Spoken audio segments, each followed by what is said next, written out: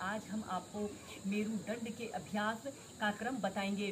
दोस्तों, मेरुदंड के अभ्यास के इस क्रम को अगर आप नियमित 15 मिनट प्रैक्टिस करते हैं तो यह अभ्यास हमारे पीठ के लिए, हमारे कंधों के लिए, हमारी कमर के लिए, हमारे स्पाइन के लिए काफ़ी लाभकारी अभ्यास हैं। जो लोग योग में बिगनर्स हैं उन लोगों के शरीर की इन अभ्यासों को करने से फ्लेक्सिबिलिटी बढ़ती है। आइए देखते हैं कि इन अभ्यासों को कैसे प्रैक्टिस किया जाता है। ये सबसे पहले आपने ऐसे ही पद्मासना या सुखासना किसी भी आरामदायक आसन पर जिसमें आप 10 से 15 मिनट एक आरामदायक स्थिति में बैठ लेते हों, आपने ऐसे ही कमर गर्दन बिल्कुल सीधी करते हुए ऐसे ही बैठ जाते हैं। और फिर इसके बाद आपने अपने दोनों हाथों को कंधों के समानांतर ऐसे सीधे कर लेते हैं और फिर श्वास अंदर भरते हुए दोनों हथेलियों को ऊपर की तरफ करें।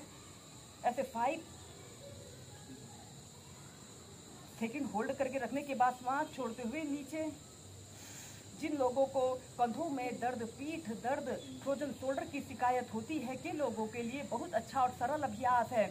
और फिर ऐसे ही 5 टाइम्स करने के बाद दोनों हाथों की मुट्ठी बांध लें, अंगूठा अंदर की तरफ रहेगा और ऐसे 5 टाइम्स क्लॉकवाइज घुमाइए, फिर विपरीत दिशा में। और फिर ऐसे अपने दोनों हथेलियों को ऐसे ऊपर की तरफ कर लें। श्वास अंदर भरते हुए कंधों पे रखें, श्वास छोड़ते हुए आगे।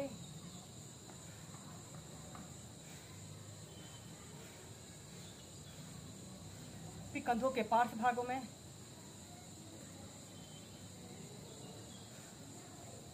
ऐसे ही दोनों साइड से करें।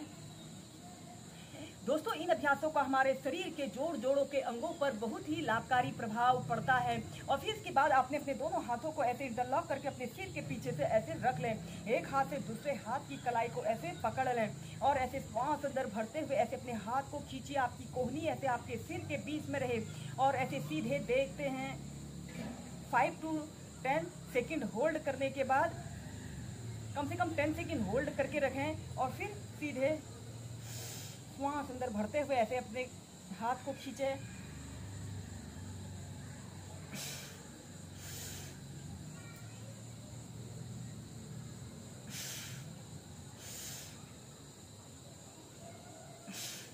फिर सीधे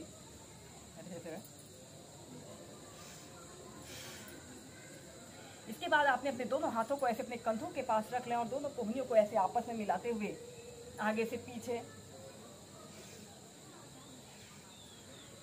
ऐसे 5 to 10 टाइम्स क्लॉकवाइज करने के बाद फिर एंटी क्लॉकवाइज, फिर सीधे। इसके बाद अपने राइट हाथ को ऐसे राइट कनपट्टी के पास ऐसे रख लेते हैं।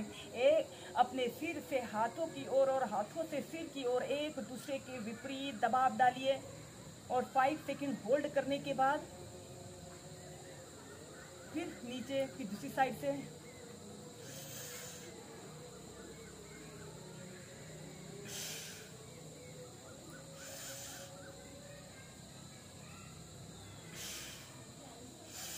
श्वास अंदर भरते हुए ऐसे अपने हाथों से सिर की ओर और सिर से हाथों की ओर दबाव डालते हुए फिर नीचे। फिर अपने दोनों हाथों को सिर के पीछे से ऐसे बांध लें, ऐसे अपनी दोनों कोहनियों को पीछे की तरफ स्ट्रेच करते हुए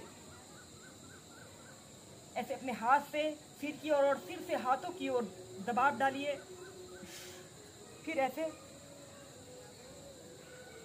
आगे से पीछे, पीछे से आगे दबाव डालते हुए।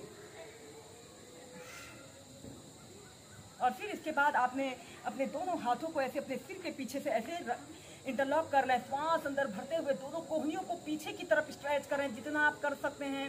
10 सेकंड तक होल्ड करके रखें। श्वास छोड़ते हुए ऐसे अपनी दोनों कोहनियों को ऐसे आपस में मिलाने की कोशिश करें जितना आप कर पा रहे हैं। 5 सेकंड होल्ड करने के बाद श्वास अंदर भरते हुए पीछे,